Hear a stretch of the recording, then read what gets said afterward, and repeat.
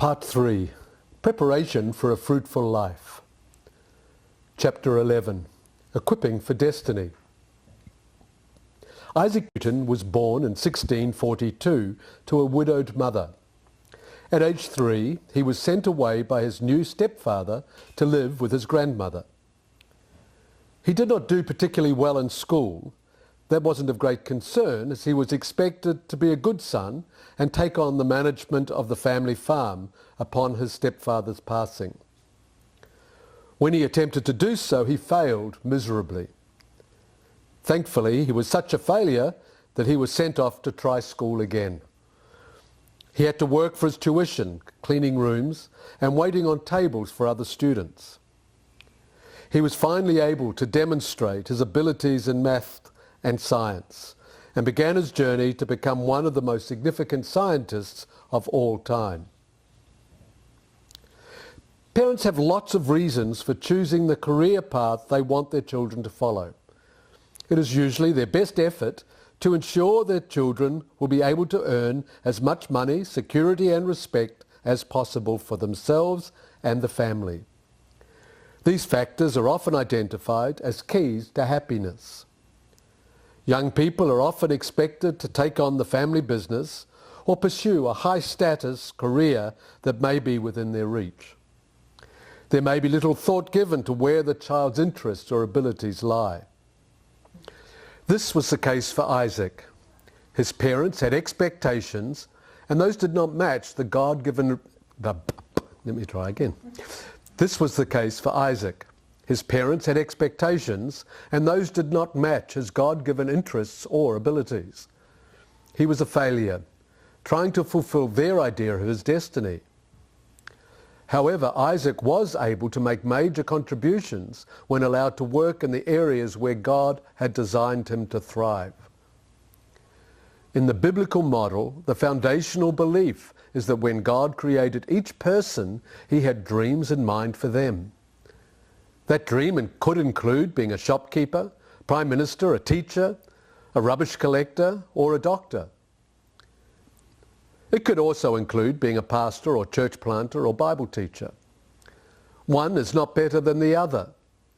It's got to do with what God has designed each to contribute, which brings blessings to themselves and their community. One of my favourite sayings is, if God has called you to be a king, don't lower yourself and become a garbage collector. However, if God has called you to be a garbage collector, don't lower yourself and become a king. Each person will be the most effective and fulfilled doing what God has called and gifted them to do. A highly educated colleague tells a story of how a conversation with his young son helped to change his thinking. When the child was asked, "What do you want to be when you grow up?" he replied, "A garbage man." His father was embarrassed. In that moment, God helped him understand why he felt that way. He realized that his son's dreams should be based on the wealth and status he could achieve. Instead of scolding his son, the father asked him, "Why? What makes you want to be a garbage man?" His son replied promptly, "I want people to live in a place that is beautiful and clean. So if I take away all their garbage, they'll be happy." His father was both humbled over his own attitude and so proud of the love and wisdom of his young son. One of my heroes is Brother Lawrence. He wrote a book called Practicing the Presence of God. In the monastery where he lived, his jobs were washing dishes, repairing sandals, and cleaning out stables. As he carried out what could be seen as menial tasks, he focused on staying aware that God was with him at all times. He recognized that his value and the value of what he was doing was not determined by how the world saw what he was doing. All he did was done with love for and connection to God. He shared his thoughts and experiences through a short book and extensive correspondence. We ought not to be weary of doing little things for the love of God. It is not the greatness of the work which matters to God, but the love with which it is done. We can do little things for God. I turn the cake that is frying on the pan for love of Him, and that done, if there is nothing else to call me, I prostrate myself in worship before Him, who has given me grace to work. Afterwards, I rise happier than a king. It is enough for me to pick up but a straw from the ground for the love of God. He became so well known for his constant connection to God that kings, nobles, and people from many walks of life came to ask his counsel. They knew that because he spent his time seeking to be in the presence of God, he would give them good advice. Even though his job as a kitchen or stable hand seemed to have little value, his impact and influence were incredible. He focused on doing God's will daily and being in His presence always, talking with Him as he went through the day. God was then able to use him to influence many nations. Another indicator that we are designed for a destiny of fruitfulness and not merely success is to reflect on the sources of true joy and fulfillment in life. Some people who appear highly successful in regard to money, status, and power also struggle with drug addictions, marital problems, and even suicide. Their success does not necessarily fulfill their created design for fruitfulness, leading to fulfillment for themselves and those around them. Personal experience and listening to others' stories of meaningful moments in their lives shows what is valuable to the human heart. People experience a tremendous amount of happiness, purpose, and fulfillment when giving to others. Most people find that relieving suffering, opening new doors of experience and opportunity, bringing joy to the sorrowful and friendship to the lonely, fill the heart with fulfillment, peace, and meaning. Bill Gates is one of the richest men in the world. He and his former wife have given millions of dollars to overcome hunger and lack of education around the world. With all his success and status, he shared, "Giving away money is the most satisfying thing we've ever done." Lauren Cunningham was raised by parents who lived very simply, as they travelled around preaching and praying. The family gave little value to accumulating possessions and high academic achievement. As Lauren went to university, he was recognised as being very bright and invited to pursue his studies. He was then offered a very successful business position. He was also invited into a leadership role within his church denomination. Instead, he felt God wanted him to go into missions as a support-based volunteer and make a place for young people to serve on the mission field as well.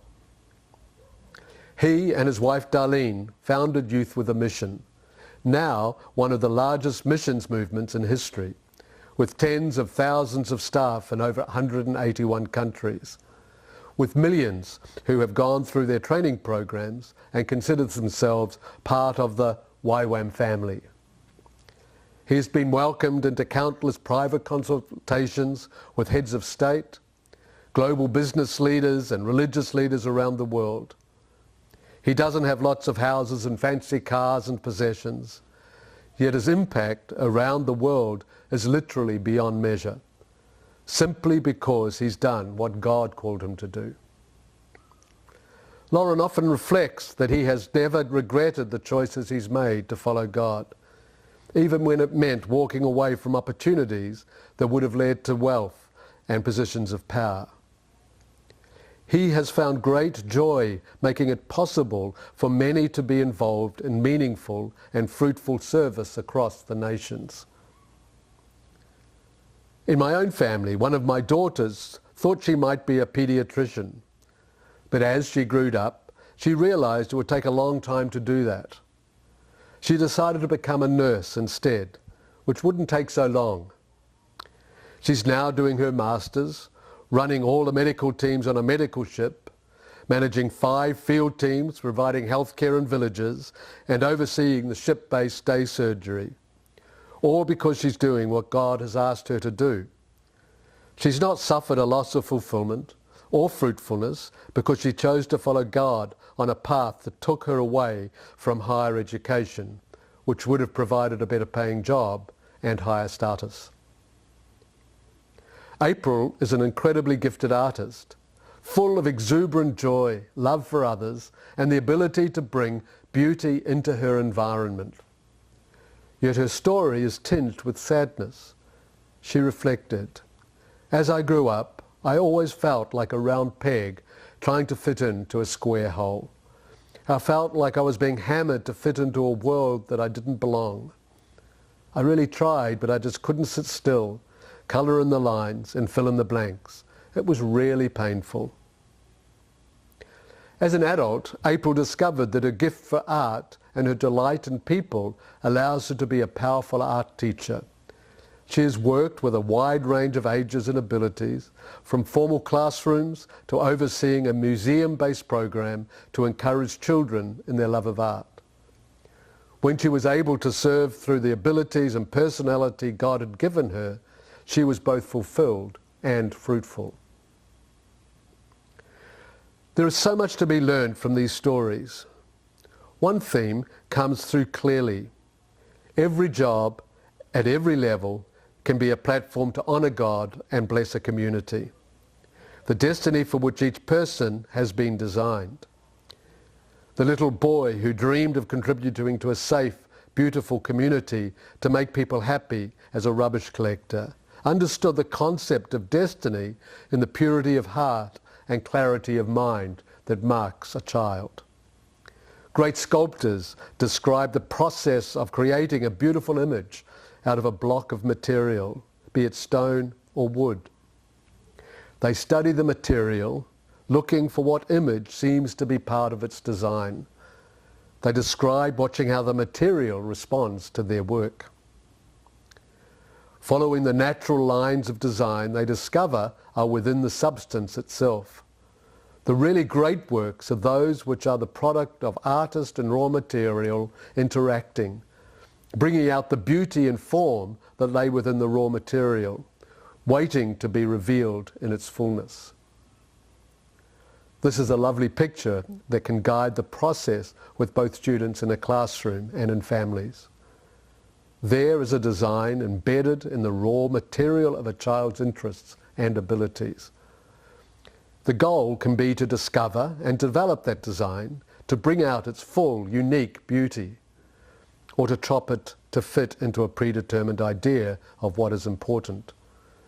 As with Isaac, well-meaning parents can focus on preparing their children for jobs with high income and status, which may not match their child's abilities and interests. The pain of early negative experiences in education is real. Those first messages around learning can shape identity in a very deep level. Hearing statements like, "Why aren't you as smart as your brother or sister?" or "You'll never amount to anything," or "You're just too stupid to learn," can create an identity of shame, fear, discouragement, and the belief that I just can't learn. It's important to recognize the effect of these negative messages. Simply stated, as the heart closes, the mind closes as well. The child often literally stops learning well. This can result in negative behaviour. As with Casey in chapter 8, children may give up and stop trying, or have little self-control with anger or sadness. They may also work hard to gain attention in another way, possibly as the one who makes everyone laugh. Some stop trying to do well academically and look for identity and value by excelling in some other area, such as sports. A child will grow into adulthood, but those early beliefs often remain in their heart. These beliefs rob grown men and women of the confidence to take on new challenges that involve any kind of formal academic skills. Recognizing the damage done to the identity and capacity of a child is a painful process. There is pain from either failing in the formal academic system or bearing the stress of being successful in that system. Parents and educators have their own painful experiences, and they also face the realization that have caused pain to the children in their lives. Identity can be restored by embracing the truth that God has designed everyone to learn. Everyone has different levels of ability in different areas as part of their uniqueness. Everyone is given the capacity they need to fulfill their God-given design. While there are certainly different levels of ability, there is no difference in the value of each child. Everyone can and should be given the opportunity to develop their abilities and interests. If education fails to equip students to make a positive contribution in their communities according to their unique design, then education needs to change. The search to find ways that allow each person to grow in knowledge, skills and character belongs to every member of the learning community. Recognizing the damage done to the identity and capacity of a child is a painful process. There is pain from either failing in the formal academic system or bearing the stress of being successful in that system. Parents and educators have their own painful experiences, and they also face the realization that they have caused pain to the children in their lives. Identity can be restored by embracing the truth that God has designed everyone to learn. Everyone has different levels of ability in different areas as part of their uniqueness. Everyone is given the capacity they need to fulfill their God-given design. While there are certainly different levels of ability, there is no difference in the value of each child. Everyone can and should be given the opportunity to develop their abilities and interests. If education fails to equip students to make a positive contribution to their communities according to their unique design, then education needs to change. The search to find ways that allow each person to grow in knowledge, skills and character belongs to every member of the learning community. There are many ways to create the opportunity for students, parents and teachers to discover where there is a natural interest and ability. Each community can find ways to offer a wide range of experiences to students, introduce stories of people who do all kinds of things to contribute to their world, and give some choice of what to learn about and do.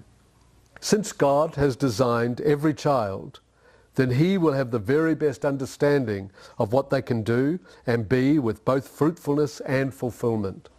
The role of the learning community around each child is to provide the opportunities for them to discover, honour and develop whatever God has put into their hands, their hearts and their heads.